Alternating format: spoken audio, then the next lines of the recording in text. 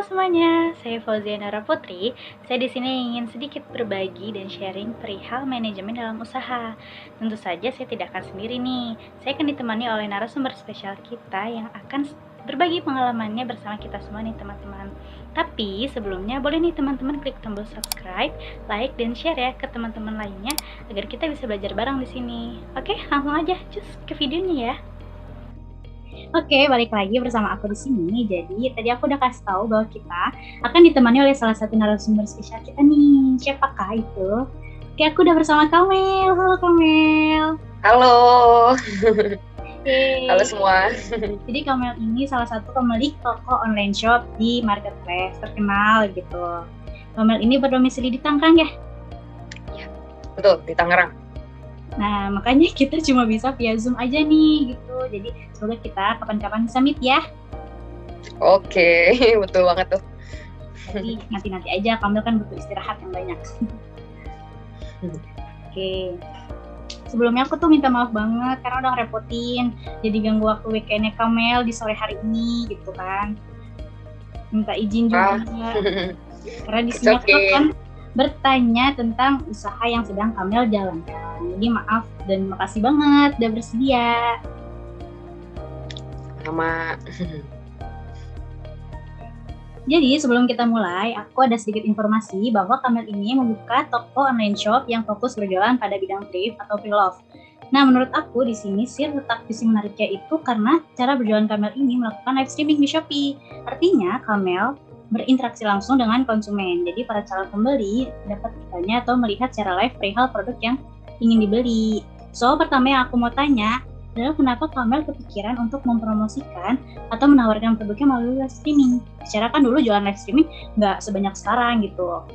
Kalau sekarang kan udah ada di mana-mana, udah ada di TikTok, Shopee, Instagram, Facebook, atau marketplace lainnya. Itu kenapa Kamel? Iya, sebelumnya sih karena pembeli juga sih. Karena aku juga pembeli thrifting dari penjual lain juga melalui live streaming. Terus waktu itu di 2 tahun lalu ya kayaknya, saya sama kakak saya itu kepikiran gitu, kayaknya kita jualin yuk baju-baju kita yang udah jarang kita pakai gitu, yang masih bagus-bagus, yang masih oke gitu. Nah berawal tadinya dari situ sih dengan tujuan ingin dapat tambahan aja gitu uang jajan. Awalnya sih karena itu iseng, terus kenapa live streaming karena dulu pembeli juga sih melalui sistem ini gitu. Jadi terinspirasinya karena emang udah pernah nonton di live Shopee ya. Betul. Terus kan dulu itu cuma iseng. Kenapa Kamel tuh membulatkan niat untuk fokus ke bidang thrift kayak gini? Sedangkan bidang thrift kan sekarang terkenal banyak gitu ya, banyak saingannya juga, banyak yang ngambil di dunia ini gitu. Iya. Kenapa akhirnya jadi dari iseng kemudian berjualan itu karena didorong sama situasi sih ya. Mungkin ada seller lain banyak alasan gitu ya, tapi kalau aku secara pribadi sih karena waktu itu ada kebutuhan yang sedang ingin dipenuhi dan perlu penghasilan tambahan seperti itu. Terus akhirnya waktu itu terpikir kayaknya mulai bisnis aja deh yang bisa dilakuin di rumah gitu. Terus karena sebelumnya tadi udah pernah jualan iseng, jual barang pribadi gitu, terus oh iya ya kenapa nggak kita coba ambil ini gitu ya, partai yang lebih besar jualin gitu. Nah dari situ ya udah akhirnya mulai coba gitu. Walaupun yang tadi kamu bilang ada banyak saingan dan seterusnya gitu.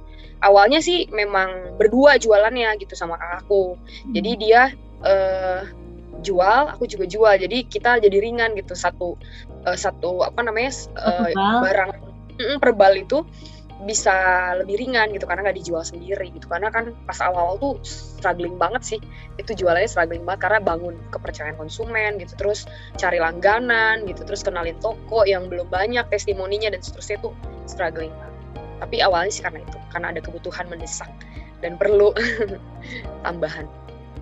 Oke, jadi emang ada keperluan ya. Jadi terus ini tuh sebenarnya resminya tuh kapan Kamel mulai berbisnis ini, berjualan kayak gini? Iya, 2 tahun lalu setelah pandemi. Jadi di awal pandemi. Oh iya, karena pandemi juga sih sebenarnya. Karena kita mostly di rumah, sebagian besar waktu kita di rumah gitu. Jadi kita lakuin apa gitu ya yang bisa produktif gitu ya, ada yang dikerjain gitu. Nah waktu itu karena itu juga 2 tahun lalu ketika masa pandemi.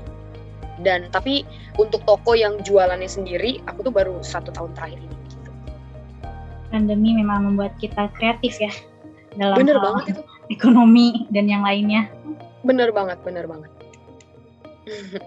Jadi tadi kan Kamel sempat beberapa kayak membangun kepercayaan konsumen dan yang lainnya. Berarti kan itu termasuk rintangan yang dilewati gitu.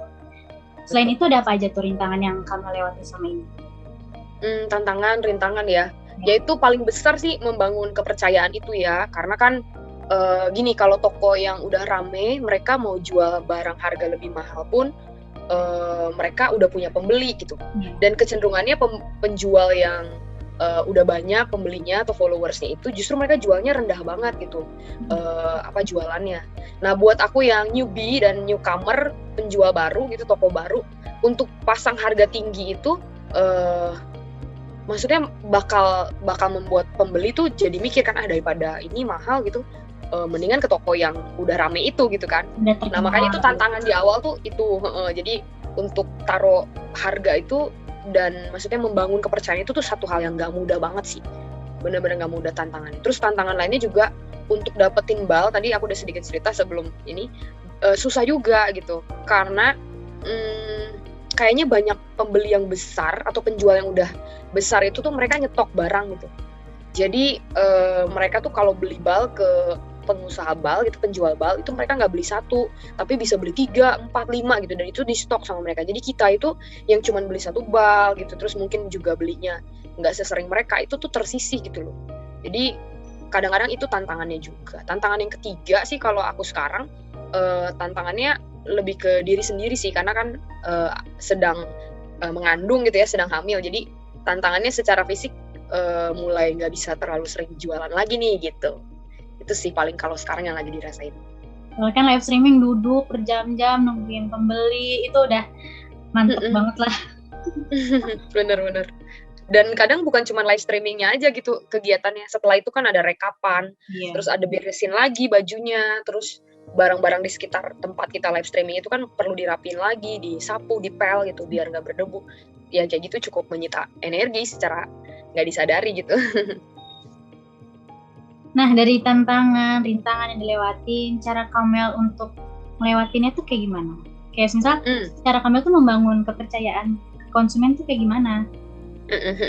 Yang pertama sih, waktu aku pertama kali jualan gitu ya, aku menempatkan diriku sebagai pembeli sih gitu. Jadi aku pengen seller itu, penjual itu review barang dengan jujur gitu. Terus kemudian mereka juga aku pengen seller itu kasih yang terbaik gitu sama pembelinya. Seperti aku juga ketika jadi pembeli, aku pengen seller itu kayak gitu. Jadi itu sih prinsipnya, dan bersyukur maksudnya itu secara konsisten dijalanin, ya itu cukup banyak membuat mendatangkan pelanggan gitu. Dan nggak cuman jadi pembeli dan penjual sih, ya lebih dari itu. Kadang seringkali kita jadi sering cerita tentang kehidupan masing-masing gitu ya, walaupun tidak berkenalan secara intens dalam, tapi bisa terbangun tuh si komunikasi yang baik dengan pelanggan itu pelan-pelan. Yang penting kuncinya kalau menurut aku ya apa yang kita coba lakuin dari hati ya pasti kerasa juga sih di hati gitu sama pembeli gitu. Terus yang kedua sih, kalau tadi tantangannya kan aku bilang tentang bal ya nggak ada solusi sih kalau untuk yang ini, paling ya sabar aja, terus juga kontak terus gitu, terus ketika ready ya uangnya juga harus ready gitu. Harus gercep-gercepan gitu ya? Iya, gercep-gercepan, karena apalagi misalnya kalau misalnya kita pengen itu adalah produk yang sering laku, misalnya pakaian wanita gitu ya, atau dress gitu, atau apa, itu tuh cepet banget laku gitu. Tapi kalau misalnya yang jarang-jarang gitu ya, atau yang bal itu kan ada grade-grade-nya juga dan ada merek-mereknya juga gitu ya. Kalau kita mau sih sebenarnya ada juga grade yang kurang gitu, tapi itu reject-nya tuh banyak banget gitu. Jadi itu tantangannya ya cuma bisa bersabar ya, berharap bisa dapat kesempatan dapat bal. Nah kalau yang terakhir tadi aku bilang sekarang sedang mengandung, ya tantangannya sekarang ya bagi waktu, bagi konsentrasi, kapan harus istirahat, kapan harus jualan gitu, seperti itu. Wow, keren banget deh pokoknya. Tapi Kamel udah sampai sekarang tuh udah melewati berbagai macam, tuh udah keren banget pokoknya. Aku boleh nggak nih bisik-bisik tentang kira-kira tuh omsetnya per bal tuh berapa ya? Omset tuh dari modal plus keuntungan gitu ya? Ya, kisarannya. Kisarannya tuh berapa gitu? Biar ada pandangan kita yang mau mulai online shop. Iya. Secara umum sih ya, harga bal itu tergantung produknya gitu ya. Kalau modal untuk rajut itu pasti beda dengan dress chiffon Korea misalnya gitu. Hoodie itu pasti beda dengan kemeja gitu. Jadi harganya beda-beda. Tapi range-nya ya di sekitar 3,5 juta sampai ke 9 juta. Ya, ada yang sekarang tuh yang lagi naik daun banget dress Korea chiffon itu bisa sampai 13 juta satu balnya gitu. Nah, kalau keuntungan itu juga tergantung seberapa sudah berkembang toko itu gitu ya. Yeah. Dan seberapa udah banyak pelanggannya dan followernya gitu. Nah, kalau untuk aku sih misalnya tadi kan harganya 4,5 juta atau 5,5 juta gitu satu balnya. Sejauh ini sih bersyukur, maksudnya tidak pernah rugi gitu ya. Tidak pernah tidak untung gitu. Sedikit banyak, kecil enggak, ya beruntung lah gitu. Setidaknya tidak rugi dan balik modal, masih ada sedikit untung yang bisa didapat gitu ya. Betul Bang. Berarti grade-grade itu banyak banget, ada yang sampai 13 juta, 9 juta, itu tergantung kategori-kategorinya ya, dan mungkin kalau yang bermerek kan lebih mahal lagi. Dan sekalipun misalnya kita beli yang grade-nya bagus, yang kata orang review penjual itu banyak mereknya, tapi bisa jadi juga nanti ketika dapetnya kita bisa nggak kayak gitu. Alias bener-bener random banget sih isinya gitu. Bisa surprise banyak. Bisa juga brandnya banyak gitu. Itu kayak random. Kalau untuk kayak packingan dan biaya admin itu gede nggak sih? Maksudnya kan modal juga bukan dari bal doang kan, dari packing, dari biaya admin itu kan juga gede. Itu masih bisa menutupi? Sejauh ini masih bisa. Tergoda juga sih untuk jual di platform lain ya, karena platform yang sekarang tuh lumayan juga sih adminnya gitu ya, admin dan biaya layanannya gitu. Tapi sekali lagi sih belum ada waktu untuk ngerintis di platform lain sih sejauh ini. Tapi ketutup kok. Soalnya kan Kamel di Shopee juga udah banyak langganannya, udah banyak followersnya. Iya, bersyukur sih sudah ada langganan tetap gitu. Kamel, jadi perputaran roda itu bisnisnya tuh aman nggak kalau misalnya live streaming kayak gini dibanding dengan jualan biasa gitu? Sekarang sih saya ada di posisi 50-50 ya, karena sempat ada di posisi maksudnya cukup menghasilkan gitu ya. Itu ketika di awal-awal pandemi kemarin kan ya, lumayan gitu penjualannya. Tapi kesini-sini tuh pemain tuh makin banyak sih, seller itu makin banyak gitu, makin beragam dengan segala kreativitas mereka ya, dan banyak dari mereka juga anak muda gitu ya. Itu banyak banget gitu. Jadi memang lumayan kerasa sekarang. Makanya sempat mikir juga sih, kayak perlu lakuin terobosan nih, perlu hal baru lagi nih. Selain dari satu platform ini, bisa lakuin apa lagi nih untuk bisa si barang itu cepat habis gitu. Nah, itu yang belum dilaksanakan, dan buat sekarang makanya aku bilang ini 50-50 sih. Di satu sisi memang menguntungkan dan membantu perekonomianku gitu, tapi di satu sisi juga aku harus segera bersiap-siap dan melakukan hal lain nih supaya aku nggak tersisih gitu dari persaingan dengan seller lain gitu dan platform lain. Nah, pertanyaannya, cara untuk menarik penonton untuk masuk ke room live streaming tuh gimana? Soalnya kan banyak tuh kita ngelihat kalau misalnya masuk room live tuh banyak banget yang live, terus kita juga mau belanja, bingung mau harus masuk yang mana gitu kan. Jadi gimana cara toko Kamel ini menarik gitu bagi konsumen? Awal-awal sih pastinya yang beli itu adalah teman atau orang-orang terdekat, keluarga gitu ya, yang diminta untuk beli supaya ada testimoni awal gitu ya. Yang nontonin live juga kadang-kadang di-share ke grup keluarga, grup teman deket gitu untuk ngeramein. Awal-awal seperti itu. Terus hal lainnya sambil berjalan waktu itu, kenapa akhirnya banyak yang masuk live streamingnya, karena mungkin mereka udah pernah beli di tempatku, jadi mereka jadi percaya dan berlangganan dan mengikuti live streaming demi live streaming yang aku lakuin gitu. Terus kalau di platform yang sekarang ini ada sistem namanya koin penjual gitu kan. Jadi setiap orang yang menonton di live streamingku di tokoku itu mereka bisa dapat koin gitu. Koinnya itu dari uh, 5 rupiah sampai ke 100 gitu ya. Kalau sekarang bisa sampai ke 500. Nah, jadi 500 perak ya. Jadi setiap penonton itu bisa dapat itu. Jadi itu cukup menarik kalau kita lagi live streaming terus kita pasang koin, kita keluarin biaya untuk koin gitu sebagai seller, itu cukup banyak penontonnya masuk gitu. Yang jadi kenal, pelanggan baru yang baru lihat gitu. Nah, ngomong-ngomong soal koin, aku juga pertama kali dulu masuk ke live streaming Kamel ini karena koin 100 perak. Itu lumayan guys buat potongan diskon ya kan. Menghemat ongkir ya. Dan poin plusnya pas udah masuk ke room live Kamel ini tuh ternyata Kamelnya tuh baik banget, ramah, terus kayak ya jadi betah gitu yang nonton gitu. Walaupun emang kalau live streaming tuh kan harus sabar nunggunya, ada yang request ini, ada yang request itu gitu. Jadi harus sabar. Tapi ya walaupun kayak nunggunya lama, terus jaringan juga, kuota. Tapi kalau kita udah nemu baju yang pas nih, itu udah style banget buat kita, itu worth it banget. Karena kualitas yang didapat itu ya sebanding gitu. Apalagi harganya bisa dapat miring, terus dapat bonus juga kan dari Kamel tuh udah bahagia gitu kan rasanya.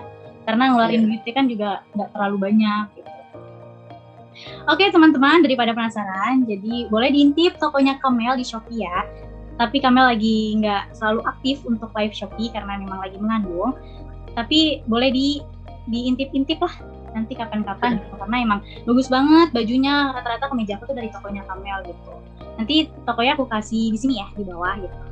Oke. Terima kasih dipromosiin.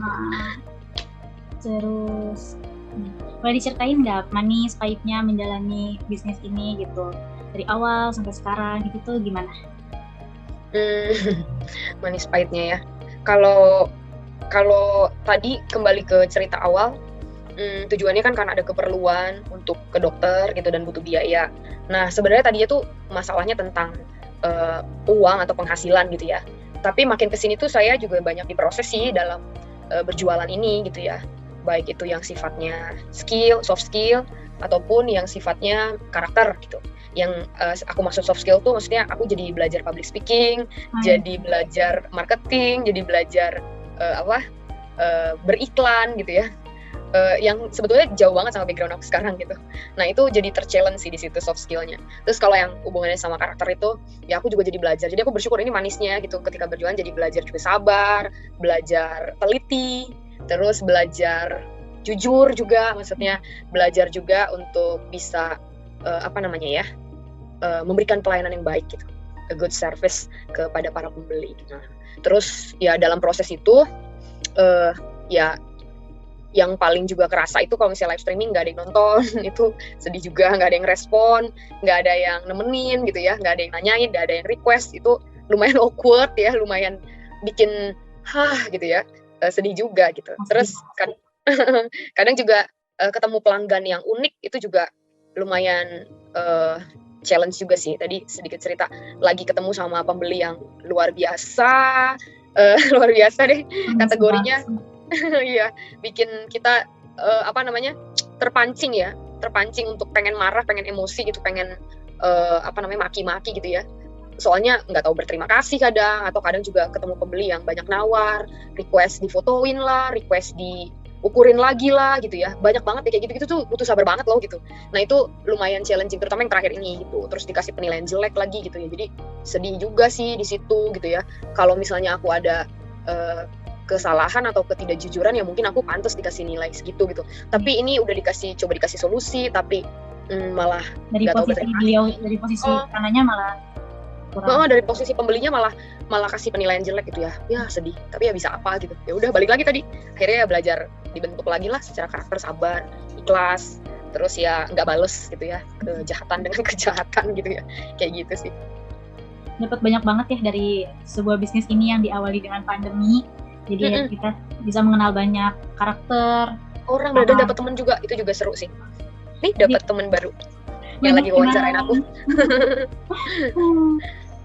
Oke, selanjutnya share dong kiat-kiat Kamel nih ngatur bisnis ini, manajemen yang Kamel lakuin, terus keuangan yang gimana tuh yang baik gitu, yang bisa modalnya aman, balik modal, yang bisa tertata rapi. Siapa tahu bisa menginspirasi yang lain gitu. Kalau tipsnya sih yang pertama jangan takut mencoba ya. Kalau kan banyak ada anak muda yang pengen coba berbisnis tapi kayaknya udah terlalu banyak barriers, terlalu banyak ketakutan gitu. Jadi menurutku sih ya, berani coba aja, berani terjun. Ya rugi itu kan udah pasti gitu. Tapi tidak rugi juga ada kemungkinan kesana juga gitu. Jadi memang akhirnya kita jadi kreatif gitu ya tadi. Terus tipsnya ya mengatur waktu sih kalau aku ya. Jadi aku coba ngatur waktu karena Senin sampai Jumat itu kemarin sempat kerja aktif juga. Jadi aku baru bisa live stream itu Jumat, Sabtu, Minggu itu bagi waktunya. Terus kalau dari keuangannya, uang hasil penjualan itu tuh nggak langsung aku cairin sih gitu. Tapi aku simpen dulu, aku sisihin sebagian itu untuk modal berikutnya gitu. Terus sebagian itu aku masukin juga ke tabungan aku, dan sebagian besar sisanya itu kemarin itu memang aku pakai buat keperluan ke dokter sih. Ada satu kisah tuh aku juga terselamatkan loh dari hasil penjualan Shopee gitu ya, karena pas lagi ke dokter tuh kayak ada tindakan tambahan gitu, terus nggak nyangka gitu ya, dan itu satu suntikan itu 1,5 juta gitu, dan itu aku harus 2 juta suntikan. Jadi pas lagi di depan kasir tuh keringet dingin gitu, ya ampun, ini dari mana nih gitu ya. Akhirnya coba teleponin teman-teman deket, nggak bisa gitu. Akhirnya ya udah satu-satunya dari Shopee itu aku cairin gitu untuk bayar. Jadi memang itu kayak menabung juga sih ya, berjualan tuh kayak menabung juga, keuntungannya bisa dipakai untuk keperluan yang mendesak dan diperlukan gitu. Itu sih. Yang penting disisihkan antara modal dan tabungan yang mau dipakai gitu. Jangan sampai uang modal itu terpakai gitu, biar bisa balik lagi nanti ngambil lagi gitu ya Mbak. Betul. Jadi nggak habis gitu aja gitu. Dan selalu misalnya kalau habis satu bal itu, aku biasanya beliin satu produk juga sih gitu. Misalnya kebutuhan rumah gitu ya. Entah aku misalnya beli misalnya beli kompor gas gitu, atau beli apa gitu. Jadi aku bisa ingat gitu, ini dari hasil bal ini. Jadi aku kayak gitu. Ya, nyangkut lah istilahnya tuh di satu barang, jadi nggak terbuang sia-sia. Capek juga buat kita juga kan hasilnya gitu. Betul sekali. Yang terakhir adalah tips dan trik lagi nih untuk teman-teman yang mau buka toko online shop. Apakah harus melalui proses yang sulit atau yang melalui proses apa dulu atau gimana? Kayaknya kalau buka akun untuk jualan di platform yang sekarang itu nggak susah ya, cuma tinggal daftar aja gitu. Paling tipsnya ketika mau jualan jangan kayak aku gitu ya. Kalau kayak aku kurangnya adalah aku cuma fokus di satu platform ini gitu ya. Ada sih Instagram tapi nggak terlalu dijalanin gitu ya. Nah jadi kalau mau berjualan, mau memulai bisnis gitu, ada baiknya sih berjalan bareng nih gitu. Misalnya kalau kamu ada di platform ini, kamu coba juga di sini gitu, di tempat lainnya gitu. Jadi itu saling melengkapi soalnya. Jadi saling nanti orang-orang tuh jadi makin kenal juga gitu. Itu sih tipsnya. Terus ya yang tadi aku bilang, jangan takut mencoba, berani. Ya kegagalan itu kan satu hal yang bukan hal yang harus kita hindari gitu. Justru lewat kegagalan itu kita kayak banyak belajar gitu sih. Kayak gitu. Oke, terima kasih banyak Kamel. Kita udah selesai perbincangan kita. Jadi aku mau makasih banget sama Kamel udah berbagi pengalaman Kamel untuk kita semua di sini gitu. Semoga Kamel lancar urusannya, makin sukses bisnisnya, lancar-lancar itu buat dede bayinya nanti sampai melahirkan, dan selalu dilindungi oleh Tuhan Yang Maha Esa. Amin. Amin. Makasih ya, Ade. Makasih ya sudah diizinkan berbagi. Makasih, aku yang makasih udah ganggu waktunya Kamel. Oke, semoga teman-teman semuanya bisa terinspirasi dari obrolan kita berdua, terutama yang ingin membuka toko online shop ke depannya. Jangan takut dan jangan takut mencoba lah intinya. Jangan lupa sama pesan-pesan yang tadi udah disampaikan Kamel, apa keuangan yang kayak gimana yang harus diperhatikan gitu ya.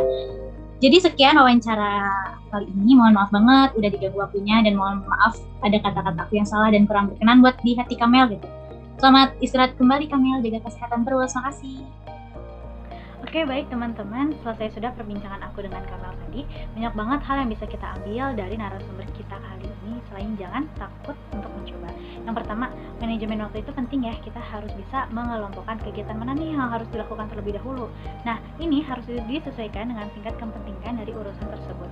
Lakukan sesuatu dimulai dengan prioritas utama dahulu, baru dilanjut dengan kegiatan yang skala prioritasnya lebih rendah. Intinya kita harus bisa menghandle diri kita sendiri. Oke. Yang kedua, untuk mengatur keuangan diperlukan sebuah manajemen. Kita harus membagi uang secara tepat. Contohnya, kita harus bisa memanage keuangan dengan membedakan uang modal, uang keperluan jualan, dan uang tabungan yang disisihkan dari hasil penjualan. Dengan demikian, ketika kita ingin membeli bahan untuk berjualan lagi, tidak perlu pusing karena duitnya tidak tercampur ya. Yang ketiga, media pemasaran untuk berjualan semakin berkembang. Banyak platform yang tersedia untuk bisa dimanfaatkan. Tidak hanya memasang iklan di story WA, tapi kita bisa melakukan penjualan di TikTok atau Shopee melalui fitur berjualan secara live streaming lainnya. Keempat, untuk mempromosikan barang, kita harus mengeluarkan sisi kreatif dalam diri. Jika Kamel tadi dengan mengeluarkan sejumlah koin untuk menarik penonton, maka kita bisa membuat pamflet atau poster yang menarik mengenai produk kita, lalu bisa dibagikan di sosial media. Selain itu, kita harus mencari dan menentukan market kita tuh ada di kalangan mana, sehingga memudahkan kita untuk mempromosikan barangnya. Oke, sekian materi yang kita dapat dari hasil wawancara pada sore hari ini. Mohon maaf jika ada salah-salah kata ya teman-teman semuanya. Semoga kita senantiasa untuk bisa selalu mengupgrade diri ke arah yang lebih baik, dan semoga video ini bisa bermanfaat untuk teman-teman sekalian. Wassalamualaikum warahmatullahi wabarakatuh. Sampai jumpa lagi, dadah!